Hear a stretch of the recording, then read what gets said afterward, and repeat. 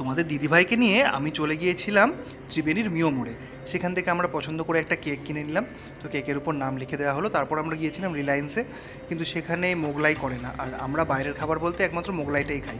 তো তারপর আমরা চলে এলাম বাজারের দিকে। সেখানে একটা খুব ভালো দোকান ছিল, সেখানে আমরা সেখান থেকে মোগলাইটা নিয়ে নিলাম ডিনারের জন্য। আর তার সাথে ওখানে দাঁড়িয়ে আমরা খেলাম চিকেন কাটলেট আর ফিশ কাটলেট। সেটা খেয়ে আমরা বাড়ি চলে এলাম, আর বাড়িতে এসে মোগলাইটা খেয়ে নিলাম। তোমাদের দিদিভাই তো ঘুমিয়ে পড়েছিল, আমি ওকে ডেকে তুললাম রাত 12টার সময়। তারপর আমরা কেক কাটলাম, আর তারপর এবার তোমার গিফটগুলো সবাইকে দেখাই। আগে কোনটা দেখাবো? আমারটা? আগে তোমারটা দেখাও। এই হচ্ছে আমার গিফট। আমার বলের দেয়া গিফট। এটা মামা কি দেয়া গিফট।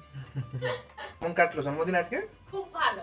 মানে কাটবে আজকে, আর কাটবে আর কি। খুব ভালো, খুব ভালো। তো ঠিক আছে, চলো কালকের আরো অনেক ভিডিও আসছে, তো তোমরা দেখতে থাকো। আজকে গুড নাইট। এই পর্যন্তই। Good night, tata.